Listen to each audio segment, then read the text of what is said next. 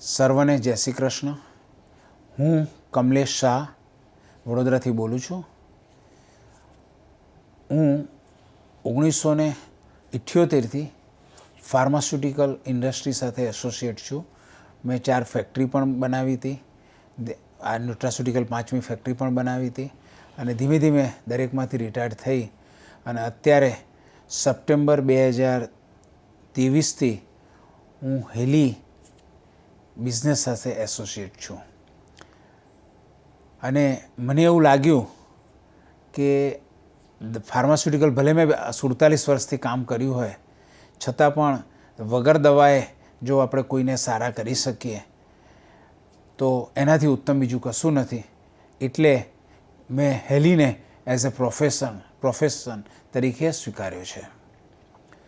હું સપ્ટેમ્બર જેવું પરચેસ કર્યું એના પહેલાં જ્યારે મને મળવા આવ્યા હેલીના મેનેજર અને મને સમજાવ્યા, લગભગ મેં 1.5 મહિના સુધી એના પર સ્ટડી કર્યો, બધું વાંચ્યું અને પ્રોડક્ટ પણ યુઝ કરી અને મને એમ લાગ્યું કે આ પ્રોડક્ટ એકદમ યુનિક છે અને વર્લ્ડમાં આના જેવી બીજી કોઈ પ્રોડક્ટ નથી.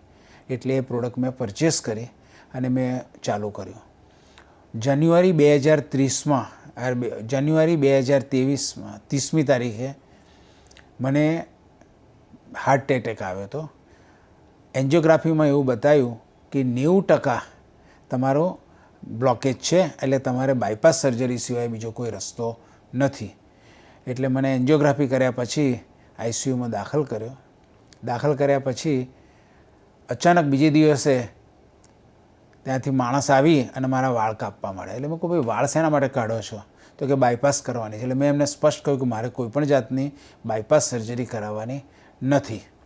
અને ત્યાર પછી ધીમે ધીમે હું ચરી પાડવાની ચાલુ કરી અને પછી જ્યારે હેલી મળી અને હેલીના પ્રોગ્રામ ચાલુ કર્યા, મને રેડીમેડ પ્રોગ્રામ મળી ગયો અને એના કારણે ચાલુ કર્યા. પછી આજે એવું છે, સપ્ટેમ્બર પછી 4 મહિના સુધી મેં દવાઓ લીધી હતી, પણ આજે હું એક પણ જાતની દવા લેતો નથી. ઇવન એસ્પિરિન પણ લેતો નથી. એ સૌથી મોટો પ્લસ પોઈન્ટ છે.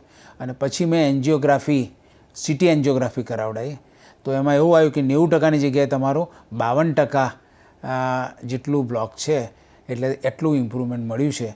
અને અત્યારે હું રેગ્યુલરલી હેલીનો યુઝ કરું છું, એના પ્રોગ્રામ યુઝ કરું છું અને એને કારણે મને ખૂબ જ મજા આવે છે. અને એના કરતાં પણ કહું તો મારે દવા વગર હું મારી રીતે સરસ રીતે ફ્રેશ રીતે જીવી શકું છું. At the age of 68 years હું મારું બધું જ કામ ફૂલ ફ્લેજ કરી રહ્યો છું. હમણાંનો બીજો એક એક્ઝામ્પલ આપું મારો પોતાનો, કે મને આંખમાં જમણી આંખે થોડા કાળા ડાઘા જોવા મળ્યા અને થોડા ડોટ્સ દેખાવા મળ્યા. એટલે તરત જ મેં મારા ડૉક્ટર તપન શાહને કોન્ટેક્ટ કર્યો. એટલે એમને કહ્યું, એમને દવા તરત લખી આપી મને કે આ ડ્રોપ્સ યુઝ કરો. અને બીજી એડવાઇસ એવી કરી કે તમે રેટિના સુપર સ્પેશિયાલિસ્ટને તમે મળી લો. તો વડોદરામાં ડૉક્ટર માધવીબેન કરીને છે, એમને હું મળ્યો. એટલે એમને મને એવું કહ્યું કે ભાઈ તમારે લેસરથી એ બધું રિમૂવ કરવું પડશે અને તમારે ઓલરાઇટ થઈ જશે. It is only ½ an hours maximum કામ છે. પણ મને છતાં પણ ઈચ્છા એવી થઈ કે મારે આ કંઈ કરાવવું નથી. એટલે હું બીજા ડૉક્ટર રામચંદાની કરીને છે, એ બી સુપર સ્પેશિયાલિસ્ટ, એમને મળ્યો. પણ સાથે સાથે મેં હેલીની ટ્રીટમેન્ટ ચાલુ કરી દીધી હતી. એમાં 2 ટ્રીટમેન્ટ ખાસ કરી મેં. એક તો હેલી હાર્મોનીમાં હાર્મોની આઈઝનો પ્રોગ્રામ છે, આઈઝ હાર્મોની. અને બીજો પ્રોગ્રામ છે ડિજિટલ ન્યુટ્રિશનમાં આઈનો પ્રોગ્રામ. એ બંને મેં ચાલુ કરી દીધા. અને પછી ડૉક્ટરને બતાવવા ગયો એપોઇન્ટમેન્ટ મળી. એટલે તો ડૉક્ટરે કહ્યું કે તમને ઘણું સારું છે ને તમારે ઓપરેશન કરાવવાની જરૂર નથી. પછી મેં ફરીથી એમને કહ્યું કે 1 મહિના પછી મળવા આવો. પછી 1 મહિના પછી ફરી મળવા ગયો. એમને મને ચેક કર્યો અને એમને એમ કહ્યું કે તમારે કંઈ કરતાં કશું જ કરવાની જરૂર નથી.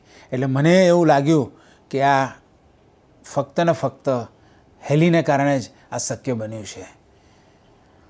એવી જ રીતે એક વખત મને અચાનક પગમાં દુખાવો થયો તો મેં મેગ હેલીનો યુઝ કર્યો અને 57 મિનિટ માટે મૂકી રાખી અને કર્યું. તો મારું બીજે દિવસથી મને આજે 10મો દિવસ છે, મને કોઈ જાતનું પેઇન નથી. એટલે પેઇનમાં તો મારા હિસાબે, અને મેં ઘણા બધાને પણ આપ્યું છે, અને પેઇન તો ઓન ધ સ્પોટ રિલીવ થઈ જાય છે વિધિન હાફ એન અવર. એવા સરસ રિઝલ્ટ છે હેલીના.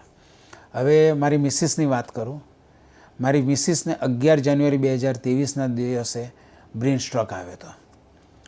બ્રેન સ્ટ્રોક આવ્યા પછી અમે અહીંયા સૌથી મોટી હોસ્પિટલ છે વિન્સની, વડોદરાની ન્યુરોલોજીકલની હોસ્પિટલ છે, એની અંદર અમે એને દાખલ કરી હતી. અને ડૉક્ટરનું એવું કહેવું હતું કે ફક્ત તમારા મિસિસમાં, કેમ કે બહુ લાગતું નથી અમને સારું, એટલે મેં તરત જ મારી દીકરીઓને કેનેડાથી અને અમેરિકાથી બોલાવી લીધા. પણ આજે 1.25 વર્ષ થયું, મારી મિસિસ ધીમે ધીમે સુધારા પર છે.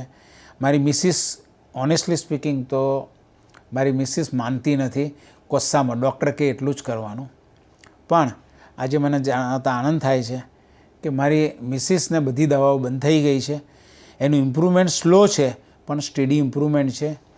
પહેલાં એને જ્યારે અમે દાખલ કરી હતી ત્યારે એને અહીંયા આગળ ગળામાં હોલ પાડ્યું હતું અને ત્યાંથી જ શ્વાસ લેતા હતા, ત્યાંથી જ ખાવાનું આપતા હતા.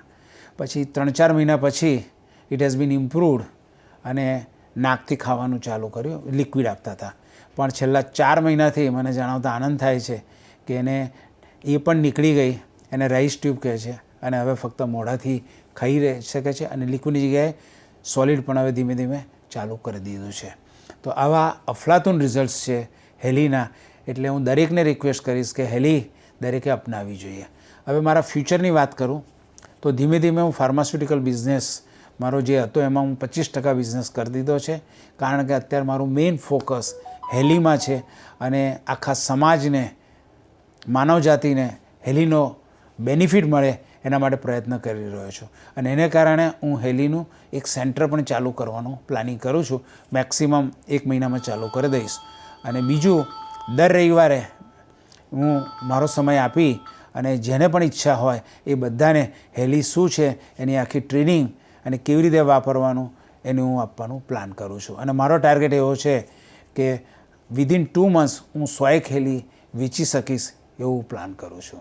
Thank you. દરેકને ખૂબ ખૂબ આભાર મને સાંભળવા બદલ.